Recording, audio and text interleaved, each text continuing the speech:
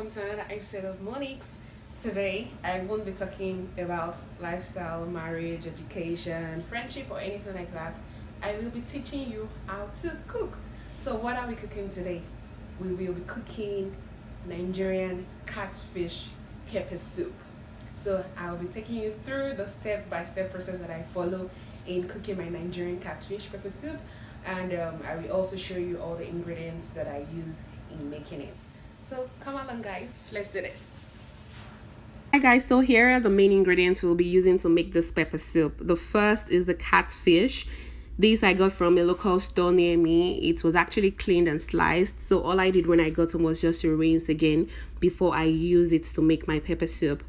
In the red plate we have Scotch bonnet, which we Yorubas call atarodo. It's very spicy, so I'm using just a limited number. By its side we have the yellow bell pepper. We also have the green bell pepper, which are very rich in vitamins A, C, and potassium. Also we have chopped onions and garlic to add some flavor to our pepper soup.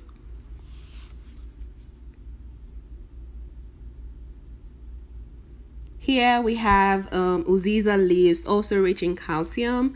Next to the Uziza leaves we have crayfish and also some seasoning cubes.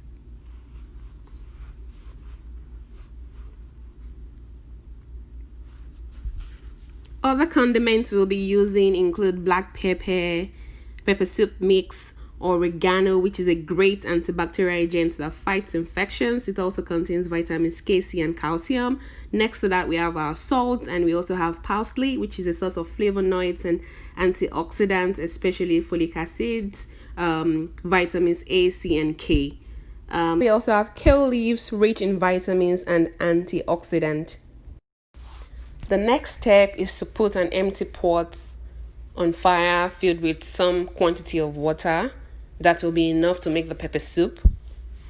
So while that is boiling, we will be blending some of our ingredients. So the first is our garlic, which we can see in the blender. Next is to add the Scotch bonnet, the onions.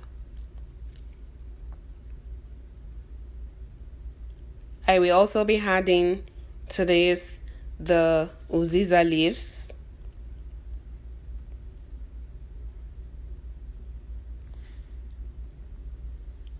and also our crayfish.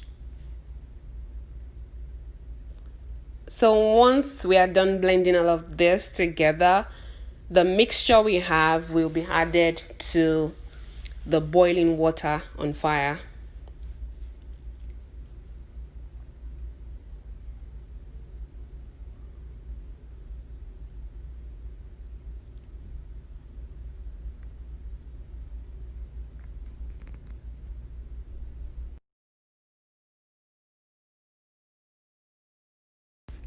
So here is the water. I think the water is done boiling. So we will be adding the blended mixture. Once we have the blended mixture, we will leave that to also boil for some minutes.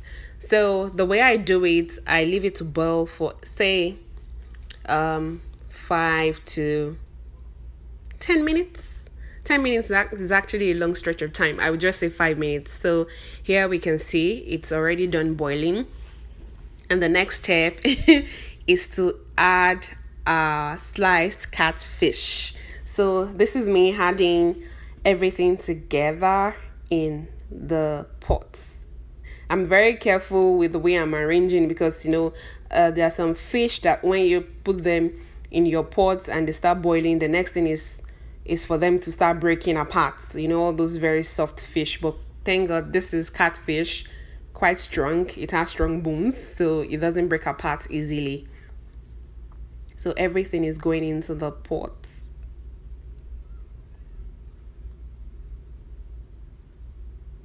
Now we have all our fish in the pot, so we will cover this and allow the fish to cook for some time.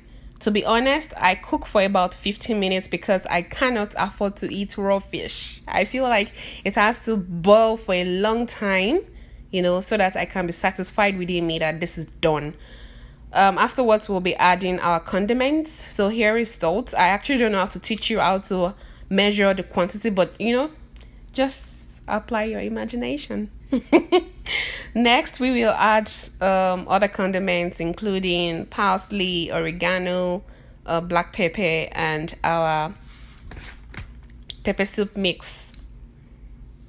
So here is the parsley flakes. I'm adding a quantity of that.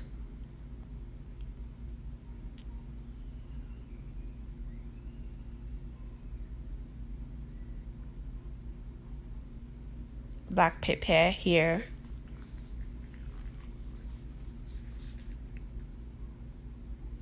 And we can also see that everything is already boiling together. The pepper soup is taking shape.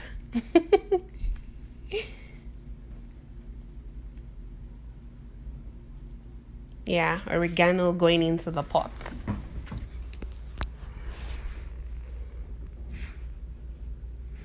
Now we are adding our seasoning cubes. I try not to use them, but sometimes I find it inevitable. I just have to add seasoning cubes. The main ingredients is the pepper soup mix, which actually gives it the right flavor. So I'm adding about 3 spoons of that mix to the pot. You can add as many spoons as you want, but for the quantity of what I'm making here, I feel like 3 spoons is enough. So now that we have everything all together in the pot, we cover up and then allow to boil for some time. This is about 15 minutes afterwards, and I'm trying to check to see what we have. Smells so good. Smells so good. You should actually try this. If you haven't ever tried this, just try your best, get some ingredients. I mean, the first time you make it, that will be your trial, but I mean, subsequently you get better at making this. This is like the 4th time I'll be making pepper soup at home. Now I will be adding the onions, remaining onions, and also the green and yellow bell pepper, because I want this to be crunchy. So I'm adding this at almost the tail end of the cooking process. So this is like about a minute for me to bring everything down from the gas cooker. Also, here comes our kale leaves. So because I also want the kale to still be crunchy, I don't want it to be so messy or so soaked up in our pepper soup, so I'm adding it as a last ingredient. So in about a few seconds, I will be taking everything off the fire. Our pepper soup is actually done, ready to be swallowed, ready to be consumed. This looks really good. This looks really good. It smells good. It looks good. It tastes good. I actually tasted it, but I didn't show you that part. Now we are done, and this is our final product. I hope you guys like it.